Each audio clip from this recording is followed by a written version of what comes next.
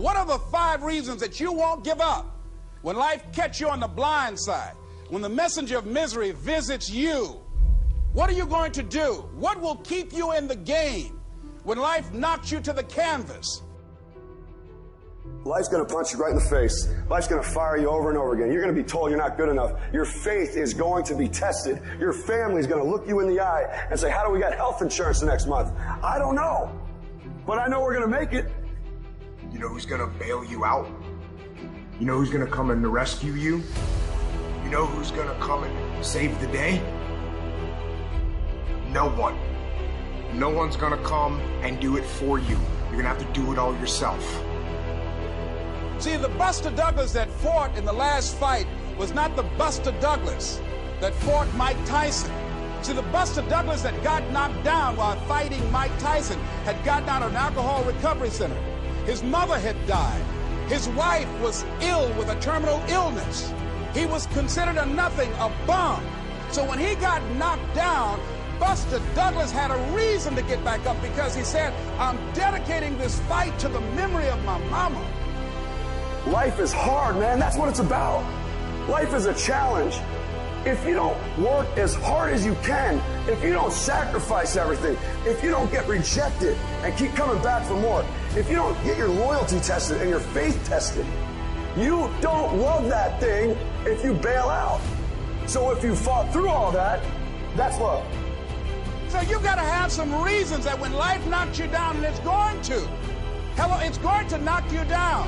When people disappoint you, and that's going to happen. When they betray you, and that's going to happen. When they lie to you, and that's going to happen. When they say, oh, you can count on me, and they won't show up, and that's going to happen. When you want to throw in the towel and give up yourself, and that's going to happen. When life collapses on you and catch you on the blind side, what reason can you remember that you can call on, that you can reach on, that can make you get back up?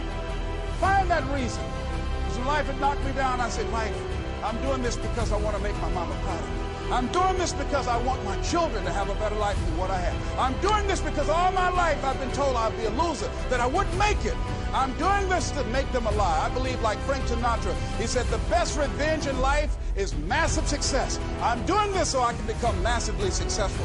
And with that kind of courage, with that kind of affirmation and reason to empower me, I got a saying that when life knocks you down, try and land on your back, because if you can look up, you can get up.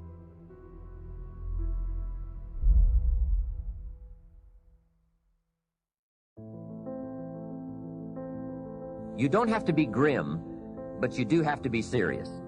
Hey, everybody hopes things will get better, but remember, the future does not get better by hope. It gets better by plan. And hope unaided by clear plans can finally become an illness. There's a Bible phrase that says, hope long delayed makes the heart sick. It's a sickness.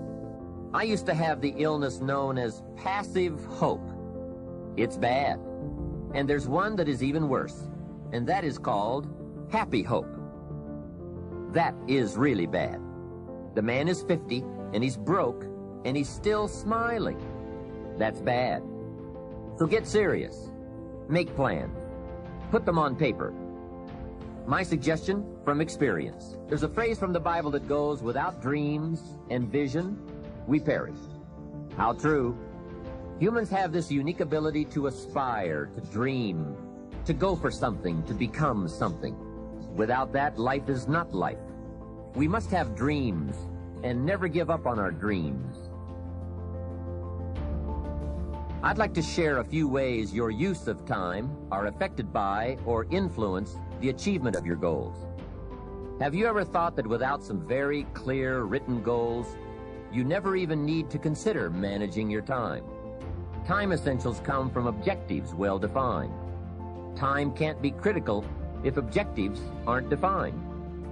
Now you might be one of those uniquely fortunate individuals who can keep all their objectives and purposes clearly defined in their minds and operate from that. But I wouldn't take the chance. Write your goals down and set careful priorities. Sometimes priorities are determined by the season. For a farmer in springtime, the season dictates his most important activities. During the spring, a farmer must work around the clock, burn the midnight oil, and keep the equipment running because he has only this small window of time for the planting of his crops. One of the difficulties of living in an industrialized society is the losing of the sense of seasons. When to pour it on, when to ease back, when to take advantage. It's easy to keep going from 9 to 5, year in and year out, and lose a natural sense of priorities and appropriate time. Don't let one year just blend into the next. Keep an eye on your own seasons, lest you lose track of values and substance. Part of setting priorities is learning to separate major activities from minor activities. This is a whole skill in itself, but once you have learned it, it will pay dividends you won't believe. So learn to put everything on your mental scales to be carefully weighed before you spend time or money.